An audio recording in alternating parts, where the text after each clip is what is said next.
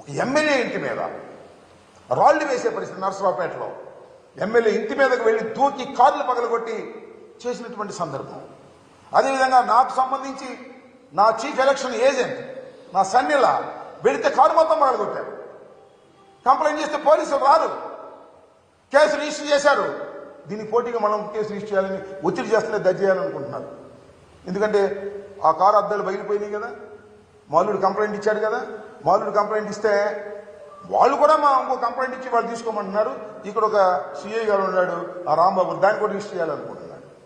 ఇది ఇంత దారుణంగా ఫెయిల్యూర్ ఆఫ్ ది పోలీస్, దారుణంగా ఫెయిల్యూర్ అయ్యి ఎన్నికల సమయంలో ఫెయిల్యూర్ అయింది ఇక్కడ పల్నాడులో పోలీస్ వ్యవస్థ. నేను ఇంతకు ముందు కూడా ఆరోపణ చేశాను. ఇవాళ కూడా సిట్ అధికారులని ఎవరైతే వినీత్ బ్రిజ్వాల్ నాయకత్వంలో ఒక సిట్ ఫామ్ చేశారో ఎన్నికల కమిషన్, ఆ బృందాలన్నీ కూడా తిరిగి ఇవాళ ఏం జరుగుతుంది, ఎలా జరిగింది అనే దాని మీద విచారణ చేస్తూ ఉన్నారు. నేను నర్సరావుపేట వెళ్ళి ఆ బృందాన్ని కలవటం జరిగింది. వారికి చాలా వివరంగా నేను ఎక్స్ప్లెయిన్ చేశాను. నేను చెప్పినటువంటి ఇన్పుట్స్ కూడా తీసుకోమని చెప్పాను. ముఖ్యంగా పోలీసు వారు లోయర్ లెవెల్లో తెలుగుదేశంతో కొలిగి అయిపోయారు. They have taken money from TDP people. కన్నా లక్ష్మణ్ దగ్గర, వాళ్ళ అబ్బాయి దగ్గర డబ్బులు తీసేసుకున్నారు. సిఐలు, ఎస్ఐలు, ఐ నో ఎవ్రీబడి.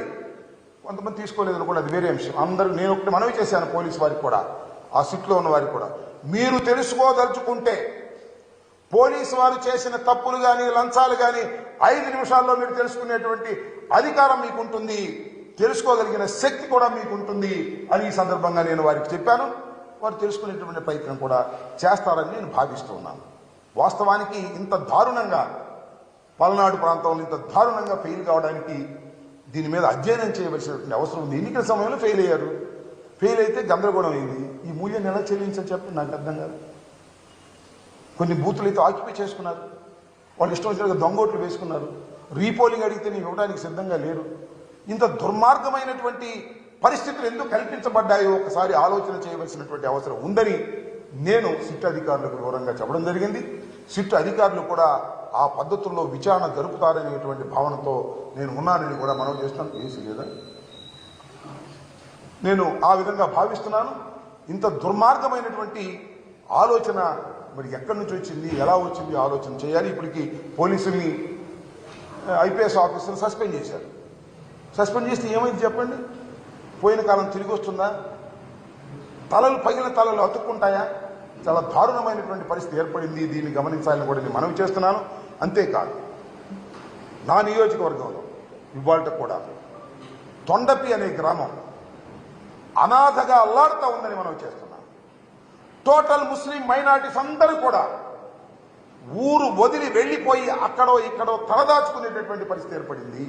ఇంత దారుణం అండి. ఒక కల్చరల్ సొసైటీలో, ఒక రక్షణ కలిగినటువంటి సొసైటీలో, ఒక ప్రజాస్వామ్యంలో ఊర్లో ఉన్న ముస్లిం మైనారిటీస్ అందరూ కూడా ఎక్కడెక్కడికో పిడుగురాళ్ళ దూర ప్రాంతాలకు వెళ్ళి తలదాచుకోవాల్సినటువంటి పరిస్థితి ఏర్పడిందంటే ఏమిటి ఇంకా మానవ సమాజం ఉందా లేదా ఆలోచించమని మనం చేస్తున్నాం. ఇందాక ఆ సిట్ అధికారిని కలిసినప్పుడు కూడా చెప్పారు, తొండపిలో శాంతి భద్రతలు లేవు, ఎక్కడెక్కడో తలదాచుకున్నారు, వాళ్ళందరినీ తీసుకురండి, వాళ్ళందరినీ తీసుకొచ్చి ఆ ఇళ్లలో ఉండే విధంగా చేయాలని. ఏం చేశారండి? తొండపిలో ఇళ్ళు తగలేశారు, ముస్లింస్ ఇళ్ళు తగలేశారు. అంతేకాదు ముస్లింలు బైకులు, బళ్ళు మొత్తం తగలేశారు.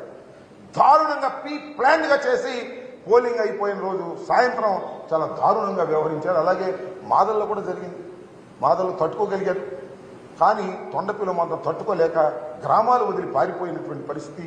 చాలా చోట్ల నుంచి నాకు ముస్లిమ్స్ ఫోన్ చేస్తున్నారు, ఏమండి తొండపి వాళ్ళు మా దగ్గరికి వచ్చారు, వాళ్ళు రక్షణ కల్పిస్తున్నాం, ఏంటండి తొండపి ఎప్పుడు వెళ్తారు ఏంటని నేను మనవి చేస్తున్నా. మీ ద్వారా సిట్కి మనవి చేస్తున్నా, మీ ద్వారా పోలీస్ అధికారులకు మనవి చేస్తున్నా. కొత్త ఎస్పీ గారు ఇంకా జాయిన్ అయినట్టుగా లేరు, వాళ్ళందరికీ మనవి చేస్తున్నా. తొండపిలో శాంతి భద్రతలు నెలకొల్పే విధంగా చూడండి. ఎవరైతే ఇళ్లు వదిలి పారిపోయి ఎక్కడో తలదాచుకుంటున్నారో వాళ్ళందరినీ తీసుకొచ్చేటటువంటి ప్రయత్నం చేయండి. ఇలాంటి పరిస్థితి నేను ఈ మధ్యకాలంలో ఎప్పుడు చూడలేదు. ఊళ్ళు వదిలిపెట్టి వెళ్ళిపోయినటువంటి పరిస్థితి, లా అండ్ ఆర్డర్ ఏమైపోయింది ఈ సమాజంలో అనేటువంటి బాధ కలుగుతూ ఉంది. తొండపి మీద దృష్టి పెట్టి అక్కడ ఉన్నటువంటి ఇళ్లను సరిచేసి ఎవరైతే పారిపోయి బతుకుతున్నారో వాళ్ళందరినీ తీసుకొచ్చే కార్యక్రమం చేయవలసినటువంటి బాధ్యత మానవతా దృక్పథంతో కూడా ఉంది.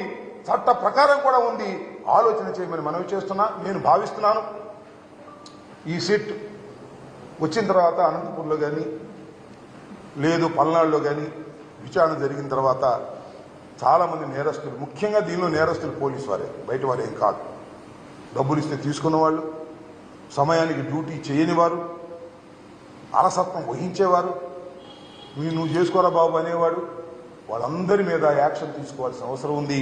నేను సిట్ వారికి కూడా చెప్పాను, ఎవరైతే క్యాండిడేట్స్ దగ్గర డబ్బులు తీసుకున్నారో, మెతగ్గా ఉండాలని ప్రవర్తించారో వారందరి మీద యాక్షన్ తీసుకోవాల్సినటువంటి అవసరం ఉన్నది.